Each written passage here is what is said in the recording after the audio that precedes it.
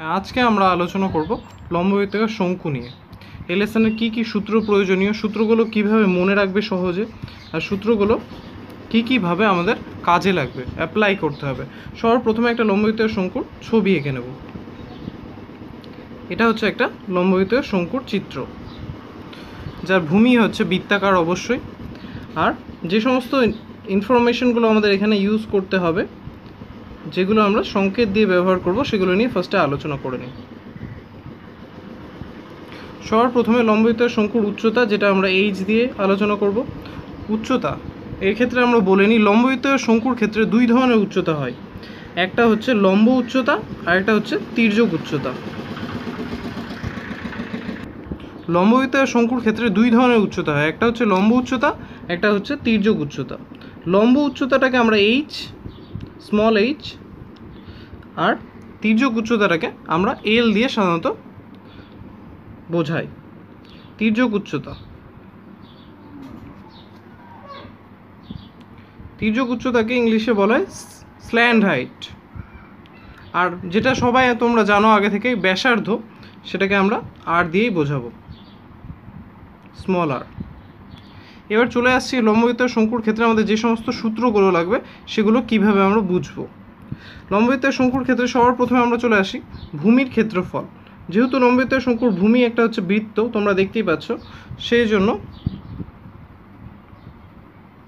লম্ব বৃত্তাকার শঙ্কুর ভূমির ক্ষেত্রফল বৃত্তের ক্ষেত্রফলের মতোই হবে, অর্থাৎ পাই আর স্কোয়ার। তোমরা জানো পাই আর স্কোয়ার বর্গ একক অবশ্যই, যেখানে আর আমরা আগে আলোচনা করেছি, আর হচ্ছে আমাদের ব্যাসার্ধ। এরপর আমরা আলোচনা করব লম্ব বৃত্তাকার শঙ্কুর ভূমির ক্ষেত্রফলটা আমরা খুব ইজিলি পেয়ে গেলাম। তারপর ভূমির পরিধি জানতে চাইলে সেটাও যেহেতু বৃত্তাকার, ওই জন্য 2 পাই আর হবে। তবুও আলোচনা করে নিই লম্ব বৃত্তাকার শঙ্কুর ভূমির পরিধি। যেহেতু বৃত্তাকার সেহেতু বৃত্তাকার ফর্মুলা ওয়াইজ 2 পাই আর একক হবে।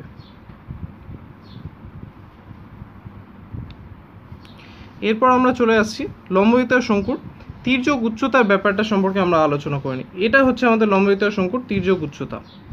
তোমরা দেখতে পাচ্ছ এই যে এই কার্ভ সাইডের মতো এই সরলরেখাটা, এটা হচ্ছে আমাদের লম্ব বৃত্তাকার শঙ্কুর তির্যক উচ্চতা, যেটাকে আমরা এল দিয়ে বোঝাই। আর এটা হচ্ছে আমাদের লম্ব উচ্চতা লম্ব বৃত্তাকার শঙ্কুর, যেটাকে আমরা এইচ দিয়ে বোঝাই। আর এই ক্ষেত্রে যদি আমরা এটা দেখতে পাচ্ছ, এটা ব্যাসার্ধ, ভূমির ব্যাসার্ধ, তাহলে এটাকে আমরা আর দিয়ে বোঝাই।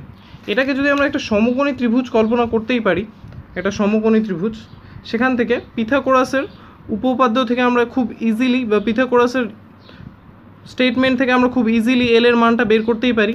এই এলটাকে যদি আমরা এখানে হাইপোটেনাস অর্থাৎ অতিভুজ ভাবি, এইচ অর্থাৎ লম্ব উচ্চতাটাকে আমাদের পারপেন্ডিকুলার বা লম্ব, আর আরটাকে আমাদের বেস অর্থাৎ ভূমি ভাবি, তাহলে সেই ক্ষেত্রে তির্যক উচ্চতা বের করাটা খুব সোজা ব্যাপার হবে। তির্যক উচ্চতা এই ক্ষেত্রে আমাদের অতিভুজ যেহেতু হচ্ছে, আর আমরা পিথাগোরাসের স্টেটমেন্ট থেকে জানি অতিভুজ সবসময় হয় √ লম্ব স্কোয়ার প্লাস ভূমি স্কোয়ার। এখানে আমাদের লম্ব হচ্ছে উচ্চতা, যেটাকে আমরা এইচ এর স্কোয়ার লিখতে পারি, আর ভূমি হচ্ছে আমাদের ব্যাসার্ধ, যেটাকে আর স্কোয়ার লিখতে পারি। এইভাবে তোমরা খুব ইজিলি তির্যক উচ্চতা বের করতে পারো। ঠিক যেভাবে আমরা তির্যক উচ্চতা বের করলাম, একইভাবে লম্ব বৃত্তাকার শঙ্কুর যদি আমাদের ক্ষেত্রে লম্ব উচ্চতা বের করতে হয়, যে সমস্ত ক্ষেত্রে আমরা তির্যক উচ্চতার ব্যাসার্ধটা জেনে থাকবো, সেই সময় লম্ব উচ্চতাও আমরা এইভাবে বের করতে পারবো, √ লম্ব উচ্চতা। এই ক্ষেত্রে আমাদের লম্বই বোঝাবে একটা সমকোণী ত্রিভুজের, যেটা আমরা অতিভুজ স্কোয়ার অর্থাৎ এল স্কোয়ার মাইনাস আর স্কোয়ার থেকে খুব ইজিলি বের করতে পারবো। একইভাবে কোনো ক্ষেত্রে যদি আমাদের তির্যক উচ্চতা আর লম্ব উচ্চতা বলে দেয়, সেক্ষেত্রে আমরা ব্যাসার্ধও বের করতে পারবো। সেক্ষেত্রে ব্যাসার্ধ হচ্ছে আমাদের সমকোণী ত্রিভুজটার ভূমি, যেটা আমরা খুব ইজিলি অতিভুজ স্কোয়ার মাইনাস লম্ব স্কোয়ার থেকে বের করতে পারবো। এইভাবে আমরা এই তিনটে জিনিসই বের করতে পারবো। তারপর আমরা চলে আসছি লম্ব বৃত্তাকার শঙ্কুর পার্শ্বতলের ক্ষেত্রফলটার ক্ষেত্রে। লম্ব বৃত্তাকার শঙ্কুর পার্শ্বতল বা বক্রতল, তার ক্ষেত্রফলের ফর্মুলা কি হবে। লম্ব বৃত্তাকার শঙ্কুর পার্শ্বতলের ক্ষেত্রফল, লম্ব বৃত্তাকার শঙ্কুর পার্শ্বতলের বা বক্রতলের ক্ষেত্রফলের ফর্মুলা হচ্ছে পাই আর এল, অর্থাৎ পাই তো তোমরা জানোই, আর হচ্ছে আর এল। আর হচ্ছে আমাদের ব্যাসার্ধ, এল হচ্ছে আমাদের তির্যক উচ্চতা। এইভাবে আমরা লম্ববিত্তার শঙ্কুর বক্রতল বা পার্শ্বতলের ক্ষেত্রফল খুব ইজিলি বের করতে পারি, পাই আর এল বর্গ একক। এরপর লম্ববিত্তার শঙ্কুর যদি কোনো ক্ষেত্রে সমগ্র তলের ক্ষেত্রফল বের করতে হয়, সেক্ষেত্রে আমরা কি করব? লম্ববিত্তার শঙ্কুর সমগ্র তলের ক্ষেত্রফল।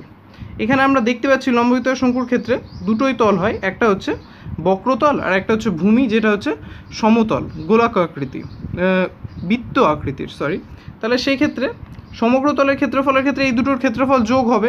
আমরা আগেই আলোচনা করলাম যে ভূমির ক্ষেত্রফল হচ্ছে পাই আর স্কোয়ার, তাহলে সমগ্র তলের ক্ষেত্রফল হচ্ছে ভূমির ক্ষেত্রফল প্লাস বক্রতলের ক্ষেত্রফল পাই আর এল। এখানে তোমরা দেখতে পাচ্ছ বোথ সাইড থেকে আমরা চাইলে পাই আর কমন নিয়ে নিতে পারি, তাহলে বক্রতল সমগ্র তলের ক্ষেত্রফলটা আমরা খুব ইজিলি এখানে পেয়ে যাচ্ছি। লম্ববিত্তার শঙ্কুর পাই আর ব্র্যাকেটে আর প্লাস এল অবশ্যই বর্গ একক, তাহলে সমগ্র তলের ক্ষেত্রফলও আমরা এখান থেকে জানতে পারলাম। এবার আমাদের লম্ববিত্তার শঙ্কুর ঘনফল অর্থাৎ আয়তনটার ফর্মুলা জানতে হবে। লম্ববিত্তার শঙ্কুর ঘনফলের ফর্মুলা হচ্ছে আয়তন বা ঘনফল, তার ফর্মুলা হচ্ছে 1/3 পাই আর স্কোয়ার এইচ। এখানে এইচ অবশ্যই লম্ব উচ্চতা, আর আর তো তোমরা জানো ব্যাসার্ধ, আর পায়ের ভ্যালু তো তোমরা জানোই। এর ব্যাপারটা হচ্ছে লম্ববিত্তার শঙ্কুর ঘনফল 1/3 পাই আর স্কোয়ার। তোমরা চাইলে এটা মনে রাখতে পারো।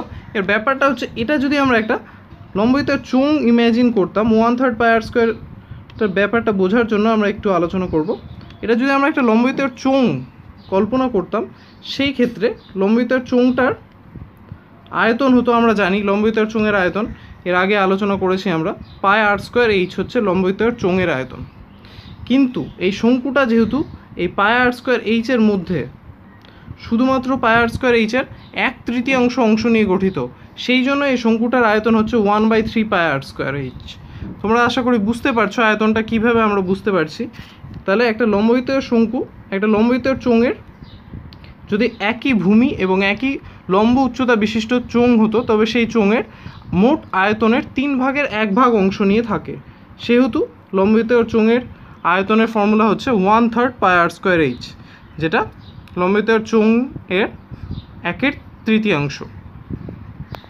এই ফর্মুলাগুলোর উপর বেস করে তোমরা সমস্ত শঙ্কুর অঙ্কগুলো করতে পারবে। নেক্সট ভিডিওতে আমরা লম্ববিত্তার শঙ্কু অর্থাৎ কোষে দেখি 16-এর সমস্ত অঙ্কগুলো করে তোমাদের সঙ্গে আলোচনা করব। এরপর যে সমস্ত ক্ষেত্রে তোমাদের এরকম উল্লেখ করে দিবে যে একটা সমকোণী ত্রিভুজের দুটো বাহু উল্লেখ করে দিয়ে বলবে যে সমকোণী ত্রিভুজটার কোনো একটি বাহুকে অক্ষ ধরে তাকে পূর্ণ আবর্তন করলে যে ঘনবস্তুটা পাওয়া যাচ্ছে তার আয়তন বা পার্শ্বতলের ক্ষেত্রফল ইত্যাদি কোনো কিছু জানতে চাইলে সবার প্রথমে আমরা দেখে নিই এটা যদি একটা সমকোণী ত্রিভুজ হয় যার এই অক্ষটাকে, এই বাহুটাকে অক্ষ ধরে আমরা পূর্ণ আবর্তন করি, তাহলে তোমরা দেখতে পাবে যে ঘনবস্তুটা পাবো সেটা কতকটা এরকম দেখতে হবে,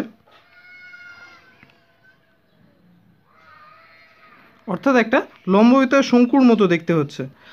এবার এই ঘনবস্তুটার যে বাহুটাকে আমরা অক্ষ ধরেছি সেটা সেই শঙ্কুটার কি হবে, লম্ব উচ্চতা, আর অন্য বাহুটা তার ভূমির ব্যাসার্ধ হবে। আর এই দুটো ইনফরমেশন থেকে অন্য যে কোনো কিছু জানতে চাইলে, অর্থাৎ লম্ববিত্তার শঙ্কুটার আয়তন বা যে ঘনবস্তুটা পাওয়া যাচ্ছে সমকোণী ত্রিভুজটা থেকে তার আয়তন, পার্শ্বতলের ক্ষেত্রফল, এগুলো তোমরা খুব ইজিলি বের করে নিতে পারবে।